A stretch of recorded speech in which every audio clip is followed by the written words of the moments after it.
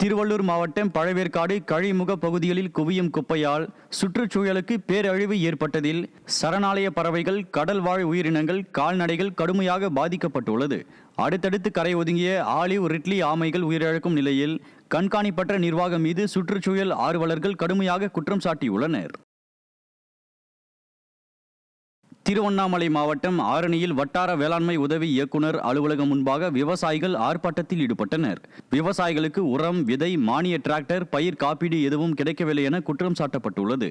திமுகவின் தேர்தல் வாக்குறுதிகள் காகிதமாகி கூலி குறைப்பு, ஊழல், உயிரிழப்புகள் தொடரும் நிலையில் திருவண்ணாமலையில் ஸ்டாலின் பங்கேற்க உள்ள வேளாண் கண்காட்சி ஏமாற்று நாடகம் என விவசாயிகள் கடும் கண்டனம் தெரிவித்தனர்.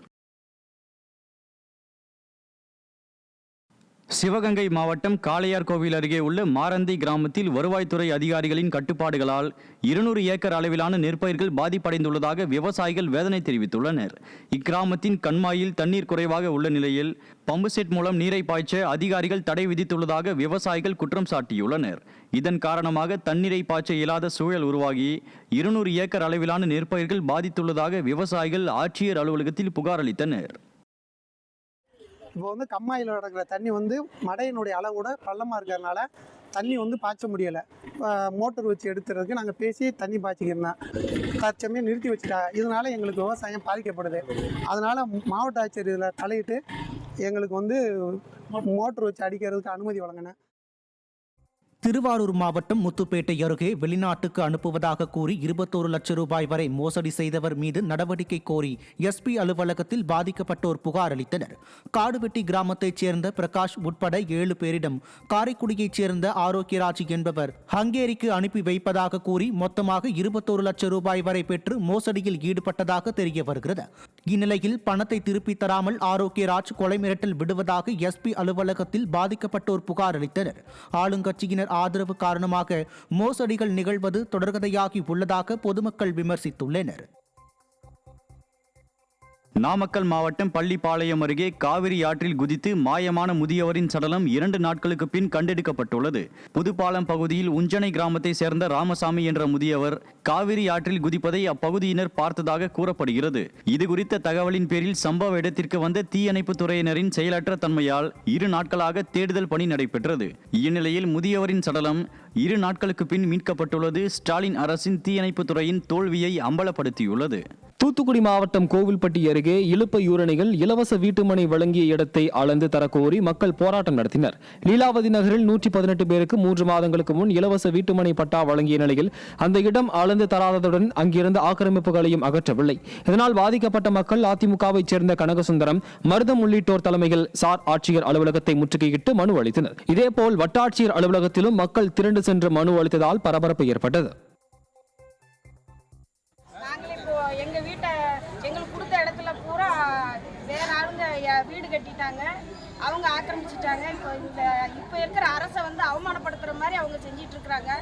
எங்களுக்கு கொடுத்த வீட்டு மனப்பட்டா எங்களுக்கு வேணும் சார். கண்டிப்பான முறையில் எங்களுக்கு அதை மீட்டு தரணும். அதை அளந்து கொடுக்கும்படி நாங்கள் கேட்டுக்கிறோம் சார். காஞ்சிபுரத்தில் ஆங்காங்கே தோண்டப்பட்டுள்ள பள்ளங்கள் சீரமைக்கப்படாததால் போக்குவரத்து நெரிசல் ஏற்பட்டு வாகன ஓட்டிகள் அவதியடைந்தனர்.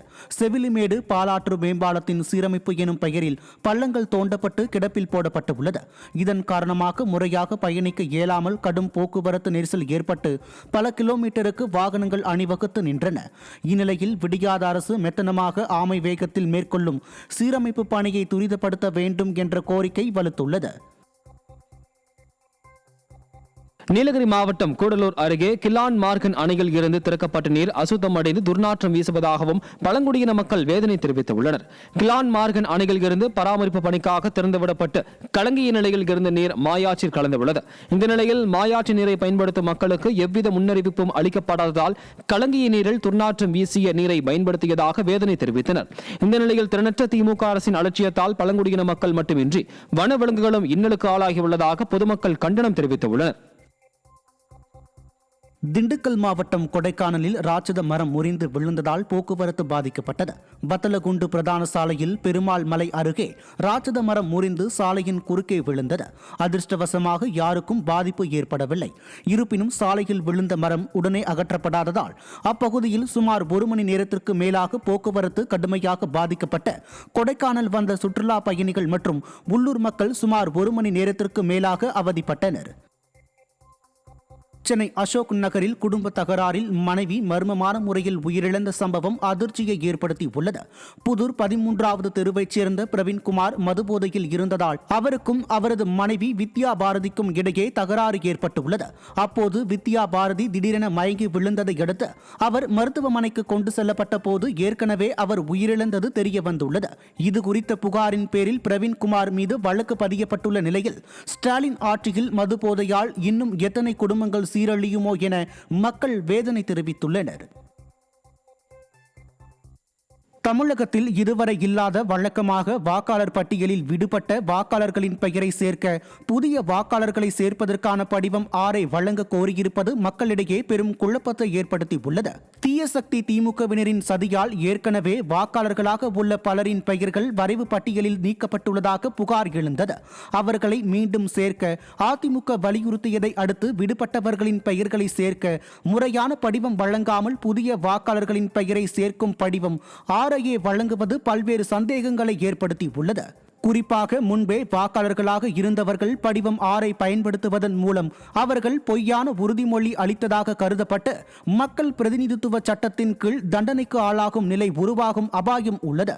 அது மட்டுமல்லாமல் விடிய அரசிற்கு சாதகமாக அதிகாரிகள் எதிர்க்கட்சிகளைச் சேர்ந்தவர்களின் படிவங்களை தேர்ந்தெடுத்து நீக்க வாய்ப்புள்ளதாகவும் குற்றச்சாட்டு எழுந்துள்ளது.